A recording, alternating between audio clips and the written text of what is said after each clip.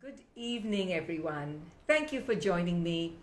Well, for those of you who know me, you know that I am a champion for women entrepreneurs, women who are going out there and doing what they really want and thereby realizing their dream.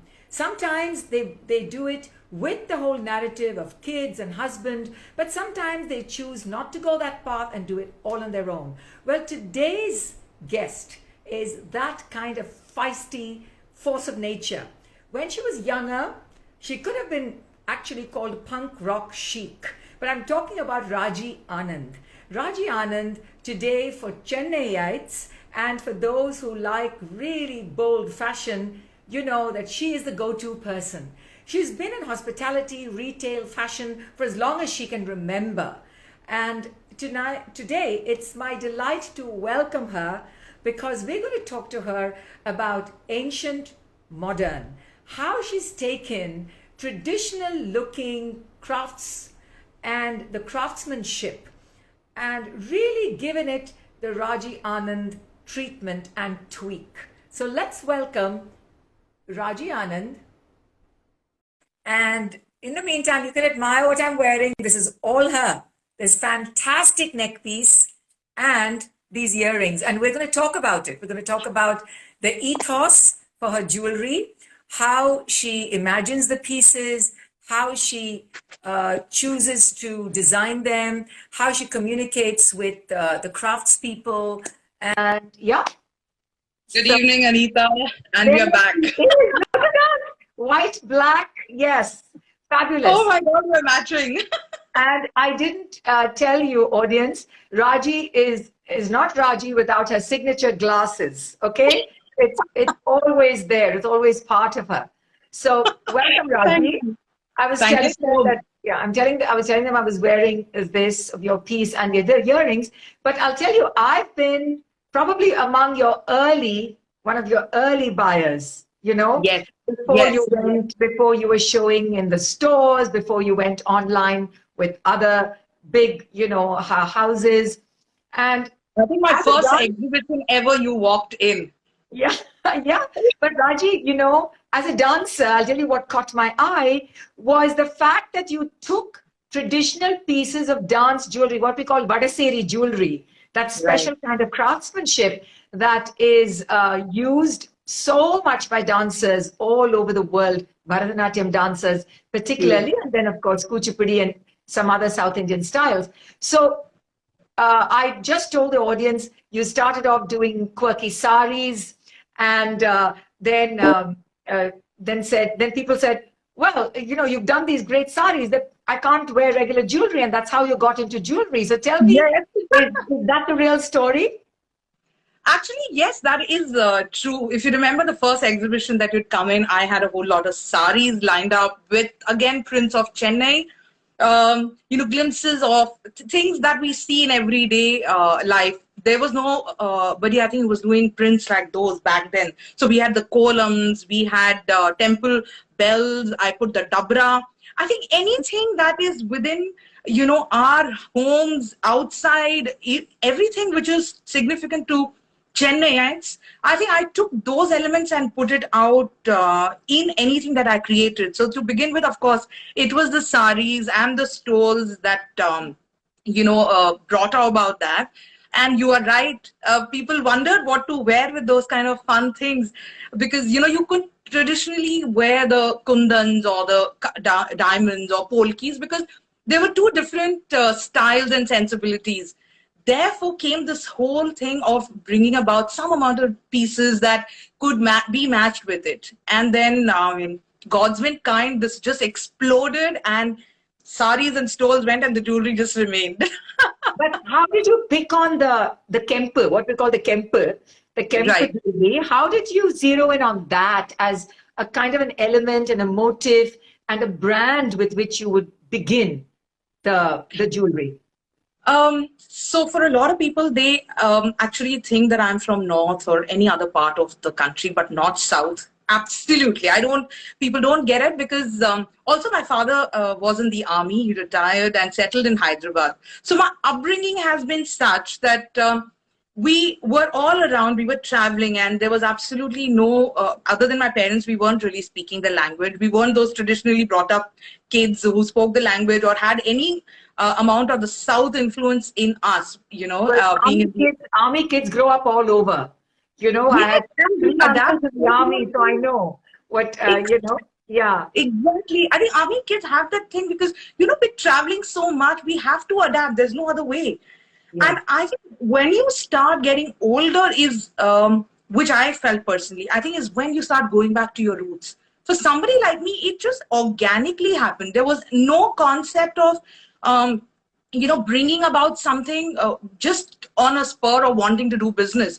When I moved to Chennai in the year 2004, and I had my daughter like the next year, after which I wanted to do something. I'd always worked my entire life. And I was thinking, why not go back into something creative again? So I had started the clothes and all. When it came to making jewelry, and while I was doing saris and everything, I remembered, and I think subconsciously is why I chose these particular elements. My mother and my father, only when we moved towards back to South, they suddenly felt that, oh, the children they are not South Indian children. They are like completely different. And that sort of started somewhere, I would say bothering, but I think they missed it. So there was this constant thing of, like, why don't you speak the language and why don't you learn to cook South Indian food or whatever. But I think this was in my mind when I brought my work out. So when I was thinking of jewelry, I thought, what is that I could do to bring that South side of mine? Clearly I'm not, everybody knows South is famous for its jewelry, for its silks, and no one can beat anything. You can't enter this market easily.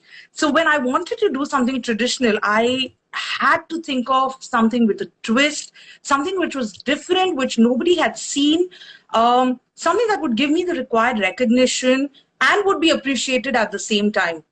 That is when I also was printing these South jewelry pieces on my saris.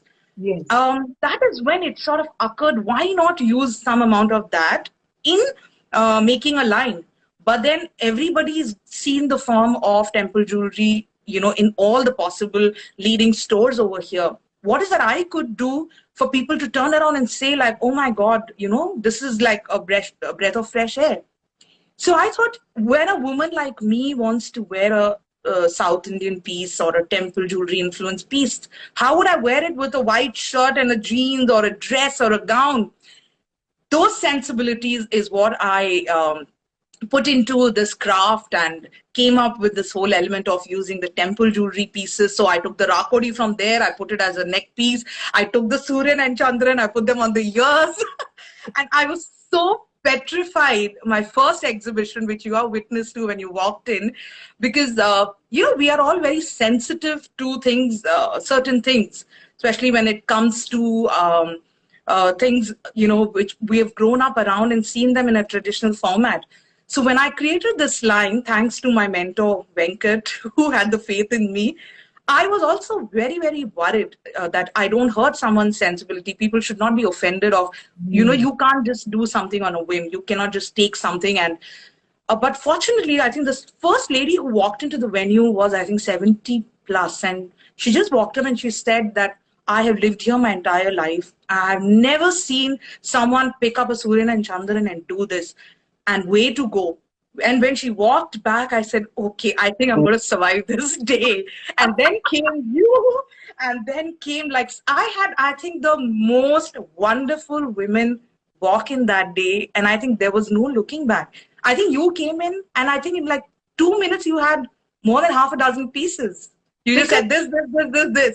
Because, Raji, in my life, I've been trying to synthesize a traditional learning system with my modern sensibilities. And I dress in such a sort of a global way, Indian way. And I looked at your jewelry and I said, my God, this is so perfect to travel. I just said, it's so perfect to travel, perfect for performance. And I was looking at, how do you wear a nice black long tunic or a black coat and just have a neck piece? So I remember one of the early things I bought from you was this beauty. You know, Yes. this is a classic. I mean, I cannot tell you people. You can, if I bring it close, you can see all the traditional temple jewelry elements. I mean, literally, Beautiful. you know. Beautiful. And this is And I think you've done justice to it in like every form. You worn it with I've been, sari, I've you been worn it with dresses. photographed. Yes, you know, I've been photographed in it, like, and I've sent it to you from many Yes. parts of the world. And my question to you was, I mean, yes, I walked in, I loved it, and I knew that you were somebody I'm going to support, and I'm going to become a client, but also that I was going to follow you. And my next question, Raji, is, you know, there's a craftsmanship element. It's one thing about picking up these pieces, but also when you try to fuse it with a modern metal or modern technique. How did you go about identifying the craftspeople, you know, who would be willing to work and actually understand your mindset? Because a lot of what you work in was originally only metal. You Right. started adding fabric a little later. Yes, yes. So the thing is, I'm not like the other designers who've studied and been to, who've done their courses.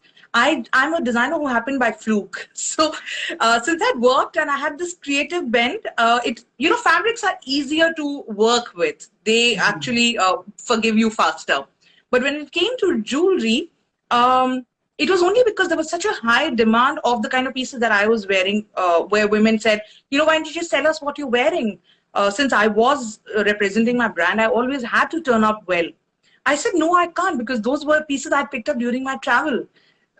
It came to a point where the pressure was so much, and when I took the decision of making this particular line, I had to figure a few pieces on my own even before getting people to come and work for me and figure this out. So I worked with very forgiving materials. I think I worked with wood. I worked with embroidery threads. I worked with velvet fabric, camel bones, buttons. I think everything, like a hardware pipe.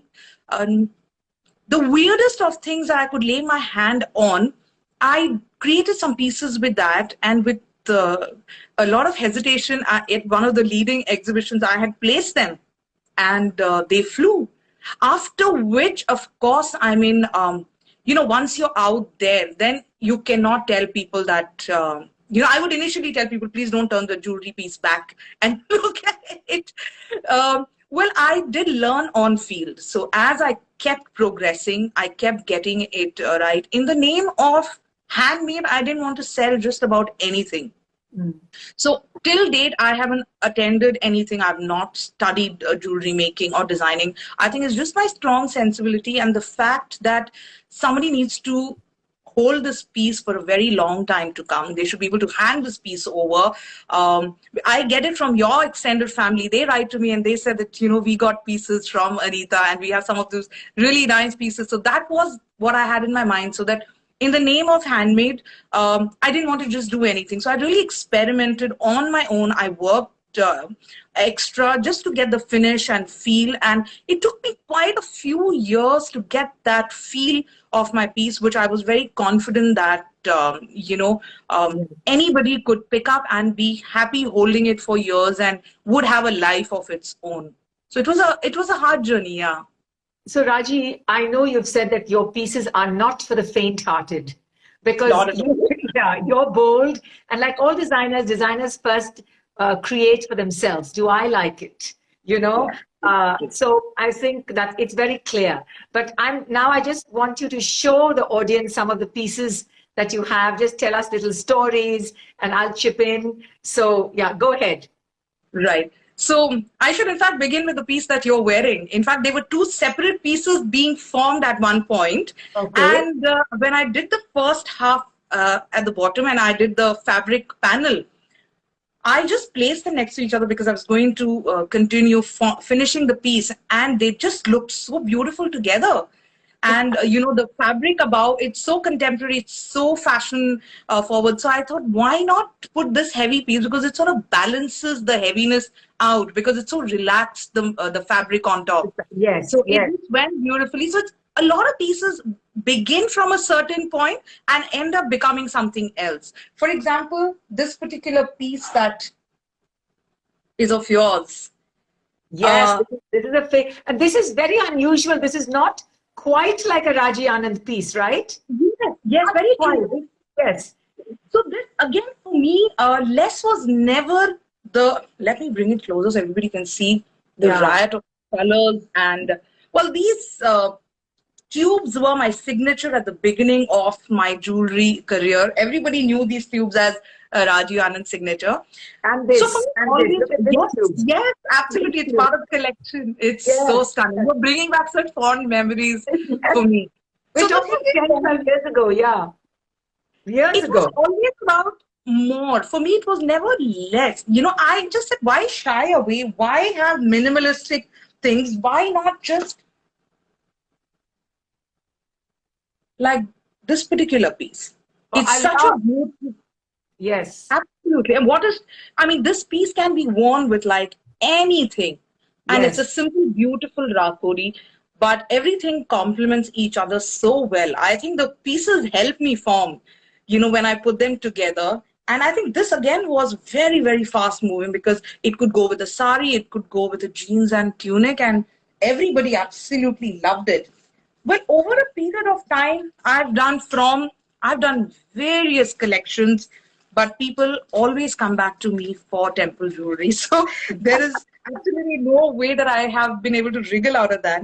Now, this is not usually the kind of sizes that I form. Mine are always larger than life, but if you can see, I Oh, try. okay. Yeah. Yeah. So the thing is, I also tweak it down nowadays for a lot of people who are unable to carry the signature pieces of mine and still Okay. want one of mine that they can wear. Okay. Since I cater to entire age group of women and they don't shy away from wearing something so strong. So I just thought, now this again is a beautiful choker. These are the new pieces, so I'm showing those. Ah. It's a So beautiful choker. yes, this is new because you didn't really do very chokers. You love the larger pieces that sat lower. And Exactly. I think tell my me what initial you're pieces were wearing. really heavy. Tell me what you're wearing. So this is again a new piece if you see. It's got, so all my pieces I like when there is a merge of north, south, east, west, like all the elements put together, it comes together so beautifully. So this again has the north kundan and you've got the geru beads, you've got the south elements, you've got it all, I think. So all my pieces are literally like, you have everything in one particular piece and you don't need much. If you see, you're wearing one and you're like good to go. So Yeah, temple I just, jewelry, just wanted to show the audience this. It's silk, and look at the jhumka at the end. This is also one of her I think older you won it early at a pieces. performance if I'm not wrong. Yes, it's just so light. But you have to tell, this is a line you created for me for my performance. It's just Yes. rope and thread. It's a stunning pewter. And I'll tell you, the brief that I gave Raji for this was Shivratri for my ensemble. Shivratri, and we were going to Isha for the Shivratri dance. And I said, I want something striking because it was going to be too many people, chaotic. We didn't know what time we would go on and off. And I said, the dances are going to be in something very simple, but I needed something right here. And this was something this is very unusual. You did this for us. You did it for my dance company, Yes, yes. I remember the evening I was sitting and making this entire thing, and I remember you saying that all the dances would be painted blue. Yes, yes. And you said, once they're painted blue and the silver piece goes on, obviously the whole piece is going to turn, the same color. And I had to think, and I think we took the kitchen cling and covered the entire piece because that was the only way the piece could be still visible and the dancers could dance and they could have life once just removed. So I think we've done some crazy pieces.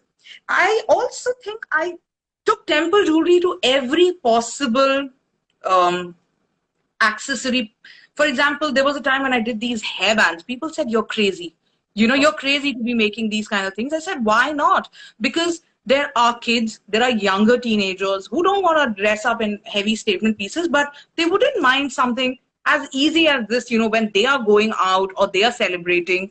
So these again, I think I have just a few pieces. I don't make these anymore. Yeah. But I have made some extremely heavy hairbands, and they were a huge hit. They were a huge hit, and I try to extend them in as many possible places. If you remember this, also we had done for you, because you said you were going to perform. Yes. Yes. And you said that you were going to have a lot of hand movements. Hand movement. And you said, I want something which would really sit well. And I thought and I created this. And I love this piece till date. Yes. Yes. And Yes. Yes. I think everything for you that I did were extraordinary. Well, but I think it's nice. But you know, I'm telling you, Raji, one of the pitfalls, the collateral damage or whatever, when you're innovating and you are small, and then you become suddenly everybody wants you, and then you start going on to other large, websites that are aggregating designers, and then the inevitable happens, right? You get copied, you get ripped off. Yes. Yeah. And you've been very vocal about the lack of ethics Right. in the fashion business, and the fact that people just rip off your designs. Now, Absolutely. how have you gone about trying to protect what you do? I mean, is there a way now in India that you can trademark pieces of jewelry, or how have you actually gone about actually contacting people who have just ripped off your work, your ideas? I mean, it's really sad, actually. The thing is, when you're in the city and the people from your city are doing it, it's hurtful, because I think since from the place that I come, I have really worked hard, even though I'm not a trained person. My father was in the army, like I said, and his last posting was in Hyderabad. When I wanted to learn how to cut and do things, which have helped me today in making all this. So the army enables the Jawan's wives to establish their own businesses and to work while the army men are out on borders and other places. So Right. they used to have these classes where they were taught how to stitch, cut, make jewelry, make those, whatever, anything to do with art and craft. And I asked my father that I'm very interested, I'd love to go. He told me, please don't expect any special service. That's the unit, the way, you can walk and go. And I would finish school, I would come back, I would walk all the way in the afternoon in the heat, go sit there. I would not be given any special treatment. I learned there. After that, I would be probably the last person to be dropped back. So it is not like it suddenly happened, one day I fancied to become a designer. No, I think these are steps you take subconsciously earlier in life. So when I started this line of making designer pieces, I also didn't want my pieces to seem like they were influenced from somebody else, because there was so much happening in Chennai in terms of jewelry that I didn't know where I would be able to fit myself in. And when I came up with this whole temple jewelry, I wanted to ensure that it's a line that never has been done before. So for a designer, it's more the thought, it's more the design, what everything is based on it. So the brands that come in and they take away your designs and sell it, they are purely interested in only the sales. They're only interested in selling. They're not creative people. Not everybody can be creative, So there are certain brands which are creative who create, and then there are others who take it and then they make a sale out of it. So yes, I think about a few years back is when I had I started realizing, and this realization did not happen on my own. A lot of my clients would reach out and write to me and send me pictures saying that we're interested in this particular piece. The piece would be mine, but I knew I hadn't created it. So for a year or two, I think I stayed quiet. I kept the dignity of not telling people off, and these were people who I knew of. But I think at some point I realized that, one needs to start not calling out, but start putting it out there, because everybody needs to grow a conscience and they need to do the right thing. In not anything and everything is okay in the name of business. So I think I have about 20 odd brands in Chennai who you will see Raji Anand jewelry designs floating around in their brands. It used to be very hurtful. Of course, I've had sleepless nights, and it's really crazy because when you sit down and you try so hard to create something new, and you break your head over it, and then the minute the design's out and you see a version of it floating around, it's not something that goes down really well. It definitely does hurt. Yes, I did try to do, very honestly, and I mean, it's sad that the laws within our country aren't that stringent, to be very honest. So the minute a piece comes out, if you immediately aren't registered or you've not trademarked it, and somebody else replicates it, it is their piece. So, it is not possible for a designer or a brand to register and trademark every piece of yours or every signature, because you don't know who's going to take away which element of yours. So I tell a lot of brands, these are universal elements and you're free to use them. Please feel free, go and can create whatever, but the designs need to not look, they can't match. I mean, I understand creative minds sometimes think very alike. Sometimes I see a piece somewhere which I probably would have thought a long time ago. So I understand the whole concept of creative minds being, alike on certain level. But I think in today's time, I see a lot of brands who want to make quick way to success. They want to reach the top, and they are fine. So when a client says that, oh, I could get your piece, similar piece for a cost at this thing, I said, yes, because the thought that I have put in has cost me so much, not someone it's easier to come to my page and just take a design. I now try and not acknowledge so much of it, Anita, because I think what I feel is I'm very blessed. I have, I think, the most remarkable women buying my pieces, wearing my pieces, wanting my pieces. And I think that reassurance coming, I think, is, I'm okay to let that side of it just go, because there's only so much you can control in a market as massive as ours. So yeah, I just try to make my designs extremely strong, extremely signature, so that when people see someone wearing it, they just have to, they know that it's a Raji Anand design. So that is where I put in my hard work, instead of burning my blood trying to chase these people and spending my money and burning it. So I think Raji, this is a problem that's not just in design that you faced. I think choreographers face very much the same thing. My costume designer that I have ideated so many costumes and colors and textiles. They just take a photograph and they would just go to the tailor. I want this. So yes. I think this is what happens when we don't have very strong protection, for these kinds of original concepts. Because design is not something you can touch and feel. Creativity is not something you can touch and feel. You can touch and feel a product, but as you say, it's really hard to actually trademark every single thing that you're churning, that you're creating.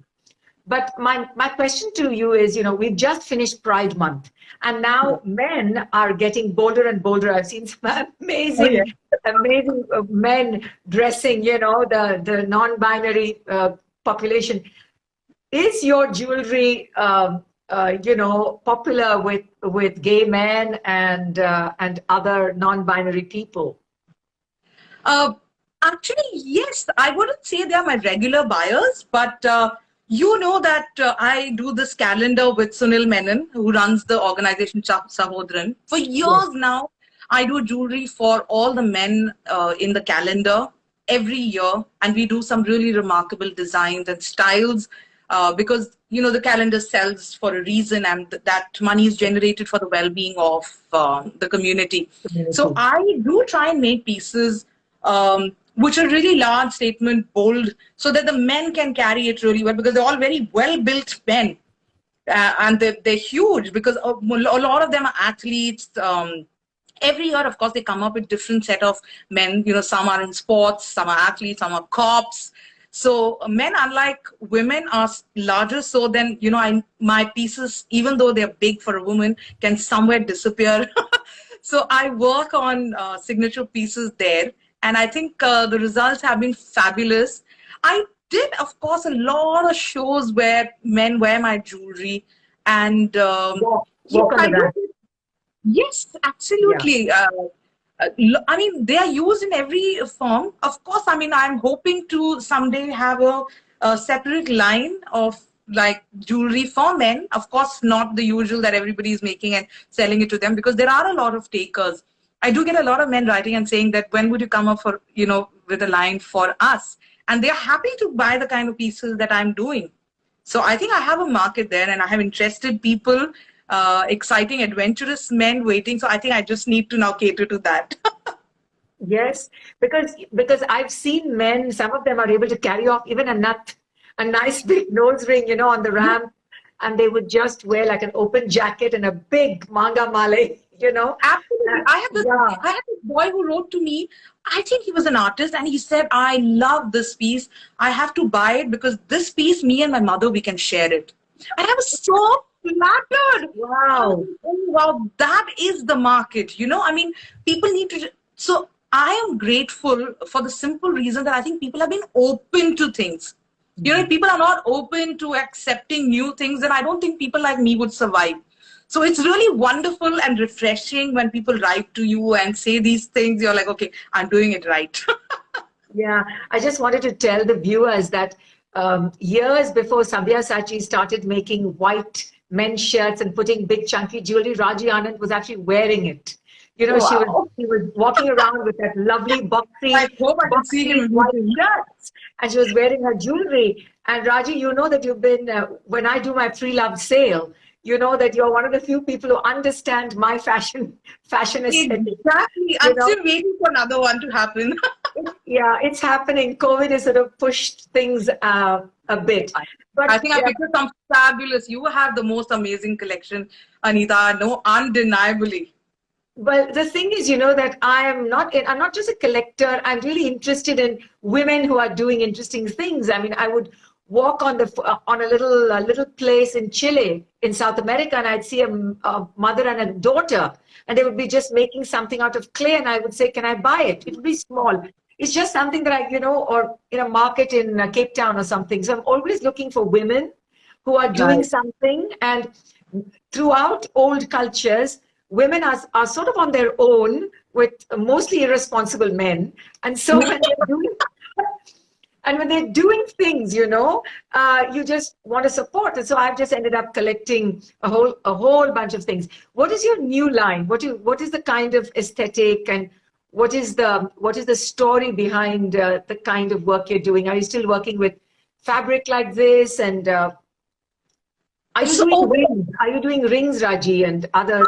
I do. In fact, I've just created a small line of hand accessories. I'll be shooting that very soon, and I think I should have that piece here. It's a beautiful modern piece. I could share the picture very soon with you. Okay. And I started working with very intense elements again, like tali pieces. I was hesitant earlier. You always hesitate before you pick something which people are sensitive about. And like I said, I don't like crossing that fine line and hurting someone's sensibility. Experimenting is another thing. So now I started making a lot of pieces with tali in them, and people are thrilled. They love it. So I put them in hand accessories. I put them on finger rings. I'm also thinking of slightly more easy, like the initial ones that I showed, because people are so much more virtually rather reaching out in terms of whether it's weddings or occasions, work. So, of course, my regular takers for the jewelry that I do are a constant. But then I really would want to put out a slightly more easier line in terms of, when I say easy, not so heavy on the eye, because, when you're sitting in a window like this, not everybody's comfortable wearing and not occasion appropriate. So sometimes you just need something very easy that you can wear with a easy shirt or a kaftan or something, and then still look striking enough. Also, I'm trying to work with stones that could be healing. Since we're going through COVID, people are going through so much emotionally, the frustration that's mounting up. So I thought, why not incorporate some stones and, put that sort of a collection as well. Easy on the eyes and still heavy on statement. So there are a lot of ideas But as you're aware, I think over the last few years, I have tried to do every style possible, whether it was grunge, whether it was gothic, whether it was neons. I think I've tried doing all. Like I would love to show you. I don't know what I was thinking. I was just, I didn't know what this material was. Most of the time, I don't know what the material is when I'm just picking it. I just pick it up. And then I come back and I figure out. So this was this. Oh, okay. It's a beautiful neon piece. And I did various colors in these. These are just like a braided version. And, you know, it was just a relief for the wearer, because if people constantly come back and just buy, you know, temple jewelry, they need something else to come back for a probably different occasion. Yeah. So I wanted to cater to all of that. And I extended the same adventurous streak to all. I worked with lycra, jersey, you know, I just, so that people in different, yeah, just, you know, styles which are still fun and funky that people could layer. Wow. So all that is lycra, jersey, beads. This is lycra jersey. Yes, I mean, the material stretches. So Wow. it's very hard to cut these. And I have just tried, I think, everything. But like I said, I go around and I come back to temple jewelry because I think my wearers just, like, this is another very pretty color. Very so all pretty. you have to do is just stretch it and Yeah. So So I Raji, thought, I'm going to encourage questions now from the yes. audience. I already have a couple of questions. They want to know, where do you retail? I mean, apart from contacting you on Facebook or Instagram, where do you retail? You retail outside Chennai. Where can people access your creations? So actually, at the moment, I used to be available at Chemius and Amethyst. I did pull out because the demand was so high on social media that since it's hand constructed, you know, I had to meet that sort of production. So I pulled out of all the places and I let people, you know, connect with me over here. But right now, there's a beautiful store called Arnav in Bangalore. Okay. Yes, and it's run by this absolutely fine lady, Ashwini. They're fabulous professional. My jewelry is available with them. And please, you should go and see. They've got some amazing designers as well. Other than that, at the moment, I am available through Facebook and Instagram.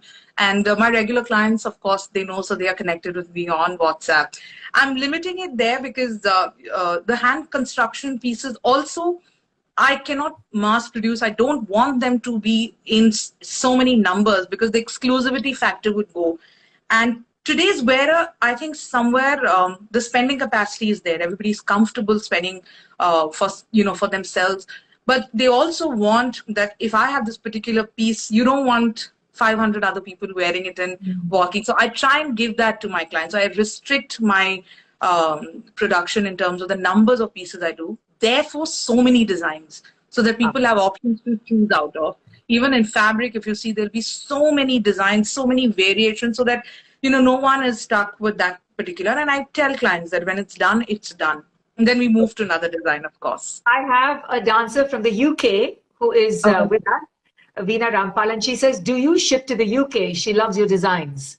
Do you ship to the UK? Yes, absolutely. US and UK is... I mean, I'm shipping globally, absolutely. So yes, please reach out on Instagram, and I definitely would, you know, definitely, yes, absolutely.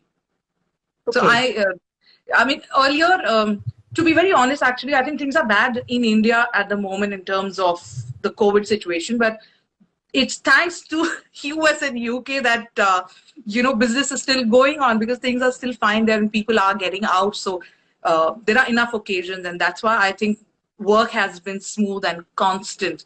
So yes, please do reach out and write to me on Instagram. Well, one viewer says it's a pity we can't see Raji Anand's necklace more clearly because it looks so fascinating. There you go. Okay. All right. Okay. And I will post a picture of this after my Instagram live is over. Yeah, of course you should. But like I said, there are always limited numbers, so before they fly. Usually they fly as soon as I post it, and then we work on custom making those pieces. So yes, please, I please. was wondering, Raji, one of the hottest Netflix documentaries was called Halston, that was on Netflix. And one of his models, an Italian woman called Elsa Peretti, went Right. on to become Tiffany's, most successful jewelry designer. And she picked up the idea of an animal bone as a shape. Wow.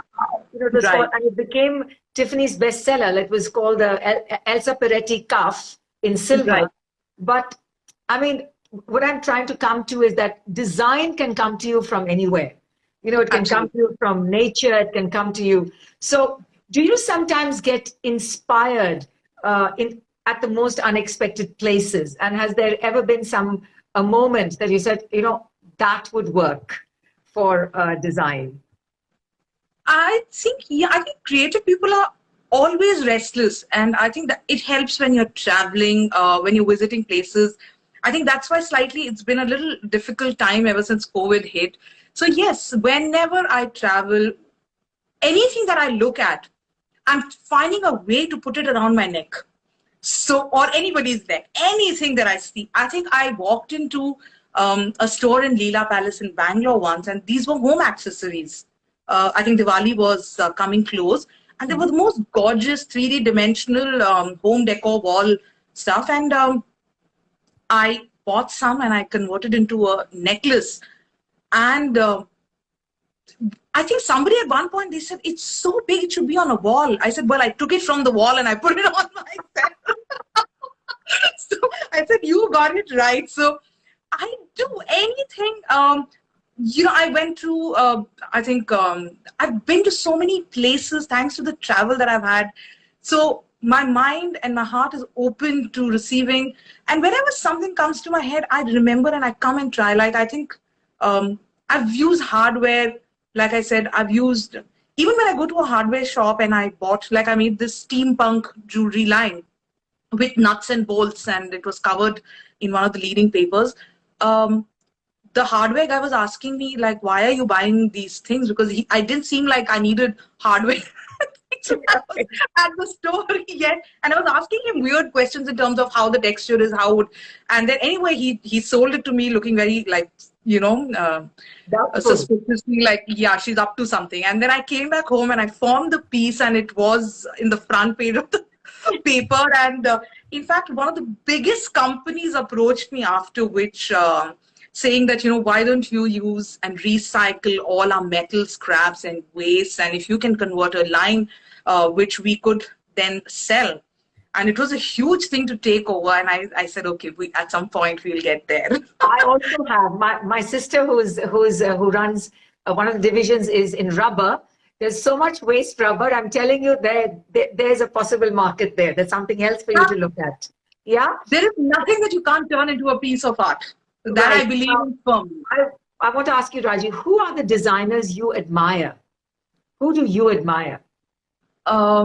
Actually, within India, I would say Sabyasachi for sure, because the time when I was going through a lot of frustration and I was very upset about my pieces, floating around, I read an article of his which beautifully said that, I made my design so strong that even if you take off the tag or you remove my name, you would know it's a Sabyasachi.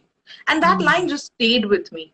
I just realized I think any creative person needs to form their own signature, which cannot be taken away from, them. And I think that was like a huge turning point in my head where I stopped bothering with what the external forces are going to do. And I didn't want anything to mess with my head because I'm a happy, creative person.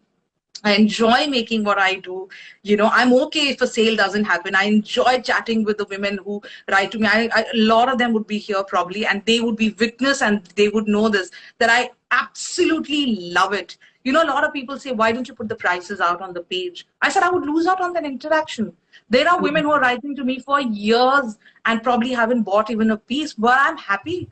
We chat probably every day and we speak more than somebody who's done a billing. So that is something which is really, I think a lot of creative people should be open to that experience with their wearer and buyer, because I think nobody wants to buy anything from an unhappy person. Yes, it carries that aura and the vibrations and the karma. When I don't get a good vibe, I don't make a sale.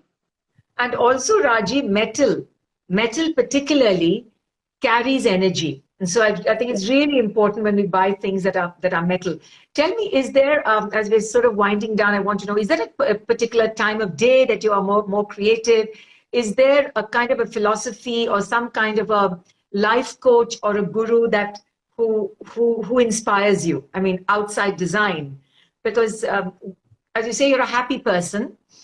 You don't want excess baggage, you don't want muck, you don't want toxicity. So I just want to know, what are some of the mottos of your life? You know, what are some of the words that you live by, and what kind of energy, or when do you find to pour it into work? Or do you just work 24/7 whenever? Morning person, night person, afternoon person, nocturnal, vampire person? I think my day progresses slowly, and I think I get my energy towards later half of the day more. I feel somewhere. I'm not really one of those beautiful morning people. I tell people, please don't meet me in the morning because I think I'm so preoccupied. This head is constantly buzzing. So I think it sort of starts settling. I start getting calmer as the day progresses, and I translate all that into my work. Also, what I feel is I really believe in energy. I'm not following anyone as such.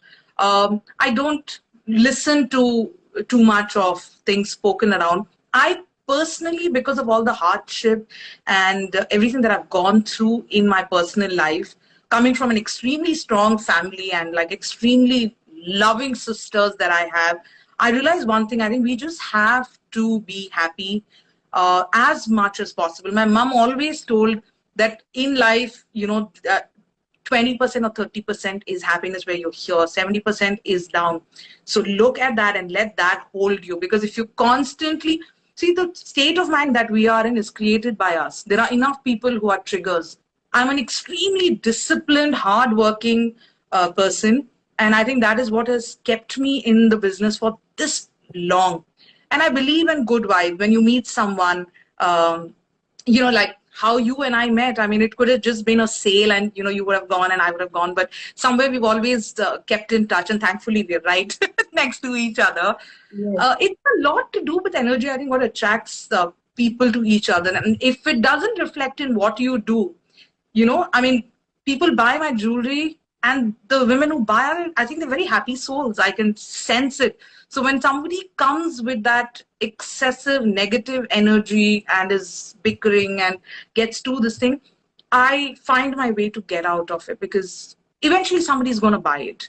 But I'll be happy if it's going to someone who's happy and excited and is looking forward to my piece. So I think I just derive it from, I think, having a strong support system, good friends, family, and just realizing that, when you cross such a hard time and get to some place in your life where you're acknowledged for doing some things, I think we should be grateful. And there definitely is a power above. I sometimes think I don't know how I'm creating all this, not coming from a background. Somebody's holding my hand. So I have that firm faith.